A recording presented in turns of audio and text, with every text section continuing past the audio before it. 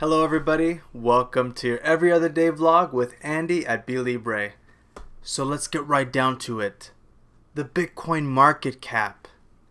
It is a topic that I have heard prior Bitcoin evangelist Roger Ver talk at length about. For all the criticism that he gets, the man is an expert debater, okay? This guy understands that it's all about optics. It's all about making sure to frame things in a way that makes him seem like the more knowledgeable, the more intelligent, the more better prepared person, by making sure that anybody he debates is put in a frame where they seem incompetent, unintelligent, and unprepared. That being said, anyone that understands the actual substance of the debate should know that it is a ruse, should know that his way of debating is not an actual, there's no logical consistency, but it's all about optics. And guess what? When it comes to debating people, when it comes to portraying an idea to people, optics is everything. That being said, I want to get to a little bit of the substance of what Roger Ver has been talking about recently. He has been in several debates. He was in one with Jimmy Song and Tone Vays recently on a Bitcoin cruise. And I do want to discuss the substance of just one of Roger Ver's points. And he was spouting this idea that Bitcoin's market cap has dropped, therefore the market has been speaking and saying that Bitcoin is not a valid currency, that it is not a currency worth holding, it is not a currency worth using. Now, what Roger Ver has also talked about is currency velocity, the rapidity at which currency is used between people, between commerce, between nations, or if you want to, recognize them as nations, just people around the world using currency. And I understand why that is such a valuable idea, why we do want currency or Bitcoin to be used as a currency. Without getting too sidetracked, because the main topic of today is the Bitcoin market cap, currency must be valuable. You must want to hold the currency at least midterm, and by midterm I mean longer than a few days. You don't just want to get something and then get rid of it immediately. What do you need for that to be the case? You need for the asset to retain some of its value. Roger Ver is glossing over that idea, pushing that idea aside and saying, no, you just need to be accepting it and using it immediately, and that's it. But he did try to sidestep the issue and say, no, it's okay for a merchant to accept it and then immediately turn it into fiat and then be done with it. I suppose if the currency could be accepted with very low overhead, very low fees, and then turn it into a different currency, that's totally fine. But what makes a better currency is when you can transfer it between each other at a low, transfer rate, or not transfer rate, a low fee. When you can transfer a currency at a low fee and that currency retains its value or increases in value, now we're talking. Now we're talking a currency that doesn't just meet one requirement of a good money, but obviously the second requirement is that it retains its value. That is Bitcoin's value proposition, Roger. People that are listening to Roger, you must consider that idea. Now, with that being said, we need to go back to what this video is originally about, which is the market cap. Roger's point is that Bitcoin's market cap has been losing in the past few years, and that's why we need to move on to a currency that's just so much better. And I want to touch a little bit on what caused Bitcoin's market cap to actually drop. Is it that all the other cryptos were that much better and Bitcoin's therefore had to drop? I don't think that's telling the entire picture. So if you'll give me a quick second here, let's move on to what I want to talk about. ICOs, okay? This is what threw off the balance, or at least removed Bitcoin from the massive market cap that it had before. We can see here that the total ICOs raised in 2017 was almost at 6 billion. 2018, this year, we surpassed 2017's total ICO rate. Now, why does this matter? These ICOs are being raised through Ethereum. So Ethereum has its own blockchain separate from Bitcoin, and it started what is called the ERC20 token concept. That concept began in November, I think 2015, at the end of November 2015, right? Now, let's take that into account and look here at the total market capitalization dominance, right? This orange line here, that's all Bitcoin, okay? We can see this sharp drop here, the recovery, and then again the drop, and then again the recovery to today, right? The date that is very important to consider in all this as a time frame is when Ethereum started. Ethereum started around July of 2015. You can see here the money is slowly starting to be raised for Ethereum, and then Ethereum's launch, right, at around the mid 2015. Bitcoin's dominance still very high up here, okay? Now we get here to early 2016. The first big ICO on Ethereum, I think it was Augur. I think that was the really big ICO that started, and it was about the end of 2015. Now what we start to see here, this purple line here, that's Ethereum, okay? 10%, 12%. That's high. That took a lot away from Bitcoin. At the same time that Ethereum goes up in market cap, Bitcoin sees a sharp drop right here at around January 2016. Is that a coincidence?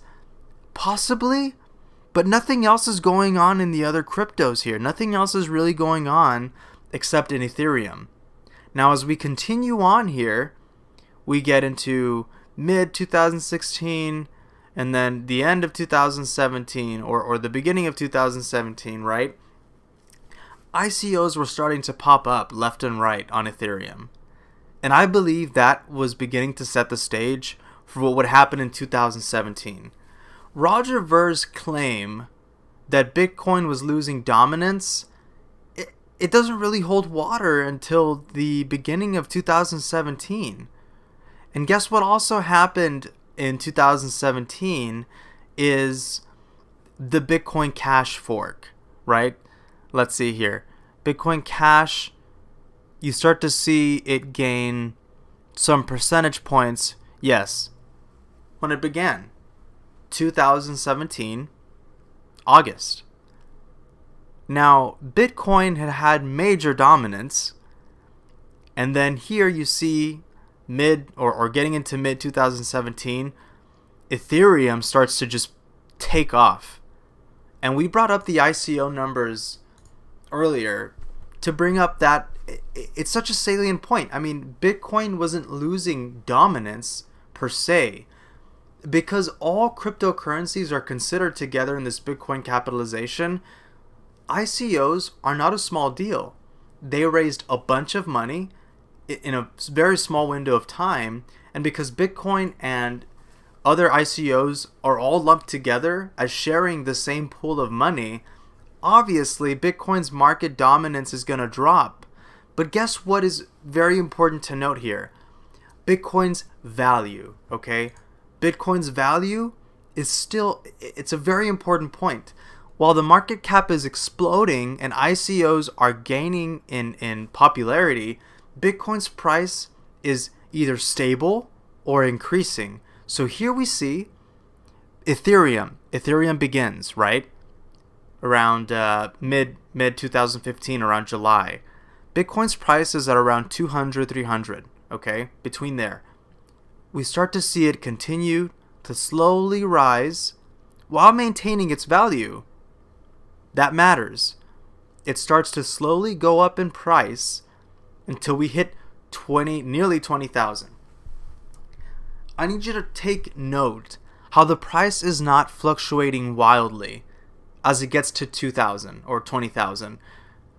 Yes, it does fluctuate wildly as we get to 20,000, but when we're at 200, between 200 and 300 when Ethereum first started, the price was not looking too bad if you wanted to hold an asset that would either retain its value or go up in price.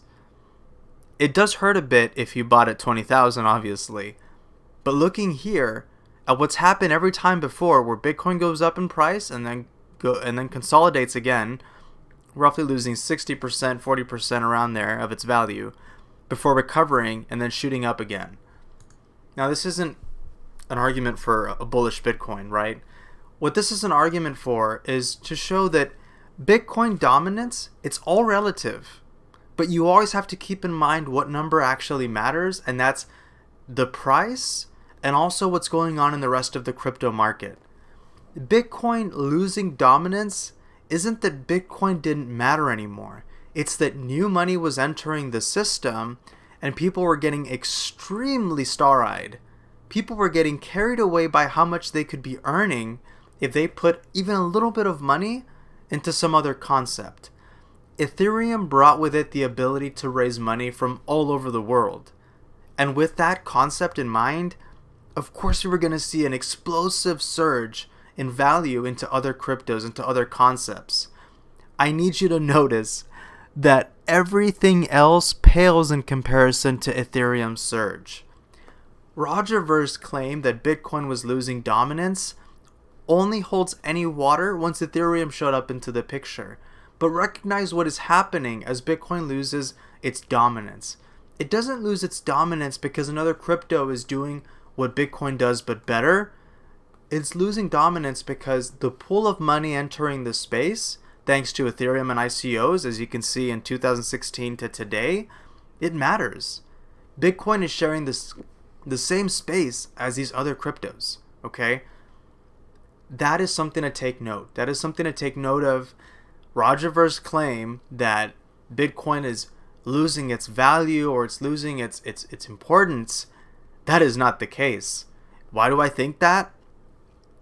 July 2017, Ethereum's value starts to drop, Bitcoin's market cap Ethereum's market cap starts to drop, or dominance starts to drop, and Bitcoin starts to rise. I think this is the market recognizing Bitcoin is the de facto store of value for cryptocurrencies, right? If that's the case, we saw it before, and we're seeing it again. Bitcoin's market cap is going up, or the dominance is going up. People are putting their money back into the de facto cryptocurrency, the actual store of value cryptocurrency, as Ethereum starts to lose its market dominance, as other cryptocurrencies are hemorrhaging in value. This is not to say that other cryptocurrencies are not valuable or that there is not a place for them, but we must take into account what this cryptocurrency system even is, and its value transfer on the internet. Bitcoin is the first one that did it right. It's the one that continues to do it right. It's the one that continues to improve, and it's the one that we know wants to get to low transaction fee transactions, or without being redundant, it wants low transaction fees. It wants a lot of transactions, a lot of throughput, a lot of output with low fees. And I believe we're going to get there. And I think what we're seeing here is that as Bitcoin's market cap consolidates or dominance consolidates again, this is probably the market recognizing, hey, Bitcoin is working on that solution. Roger Ver saying that Bitcoin's dominance is a window to seeing what the market wants. It's a bit misleading. The market wants money. The market wants gains. It wants moon. It wants Lambos. Not really. The people that know what they're doing just want money. And what is interesting to note is when the ICO steam wears off, as we saw here July 2017, the money consolidates back into Bitcoin, the de facto store of value for cryptocurrencies. As long as this remains the case for Bitcoin, as long as it continues its path that it's been following, I know the technicals are very complicated. I know people want faster transactions, lower transaction fees, everything needs to happen now, and I get that. And I understand the frustration. It's going to come. Will it come through Bitcoin? I hope so. Will it come through another crypto? I also hope so. But don't fall into this emotional trap that Roger Ver is setting by saying Bitcoin's dominance is going low, which means the market is showing you that Bitcoin is not the de facto currency anymore. No, that's not what's happening. It's that people are getting a little bit of FOMO, as is clear here with Ethereum, which Ethereum is the vessel through which ICOs are born. This is obviously the case, guys. Now, we're back to a mean here. We're back to a norm. We're back to what Bitcoin was doing before, holding the majority of the dominance because it is the de facto store of value. Now we just have to wait for the transaction speed to come, the transaction fees to be lowered. The Lightning Network is doing a great job of that. If some other concept could do what Blockstream was doing but better, Bitcoin would adopt it. Just because Blockstream seems to be heralding this concept to the chagrin of Roger and Jihan and other people in the BCH side, it could be anything else. But for now, it's Blockstream. For now, that's good for the majority of crypto. Bitcoin is the shining example of a store of value cryptocurrency. Slow and steady wins the race. It's only been 10 years. Internet's been around for a long time. I don't think even 10 years in, people are thinking, Netflix is here. The concept for Netflix is coming. Guess what? You could not stream video and sound through the internet only 10 years in. That came much later. Bitcoin will get there. I'm confident. And if not, I'm sure something else will. But please, don't fall prey to emotional plights. Alright. Back to me. I hope this was instructive. I hope this was helpful, guys. Please like if you like. Please share with a friend. And until next time, see ya. Hello everybody. Thanks for watching my recent vlog on Be Libre with Andy. So, I do want to say one quick thing. I and Alex of Be Libre have been involved with two buddies of ours, and they're working on a magazine called Currency. Now, there are plenty of other Bitcoin magazines out there, including the just mentioned one, if you caught that. It was very influential when I held my first magazine that discussed Bitcoin, because it was at that moment that I felt this is real. Bitcoin, cryptocurrency, the concept, it's very conceptual, right? It's something very technical. It's something very abstract that you can't really latch onto until you hold something in front of you, that hard wallet that you hold for the first time. Man, is it awesome. That paper, even the paper wallet, when I first held one, I was like, money is on here. Somehow we figured out a way to move money to this very just very free way of moving value. That is awesome, okay? That's just a small window into my frame of mind, my perspective. Alex and I want to be a part of this magazine that our two friends, Jamie and Tim, are working on, because we feel that there are many ways to express what you feel for the space. There are many perspectives to take on how to understand, how to grasp, and how to thrive within this space. So Currency is a foray into that. It is not just talking about cryptocurrencies, but it's also talking about the different aspects of life that tangentially touch cryptocurrency. And it is interesting how I don't think currency should only be about the money, the value, the cryptocurrency itself. I think cryptocurrency has invited the person to not rethink or reshape, I guess a little bit of reshaping, right? Just reconsider the option or the point of money. I don't know why option came to mind, but the point of money, the very essence, and what it really means to have value. We have been trying to collect this green paper money that has been losing its value over time.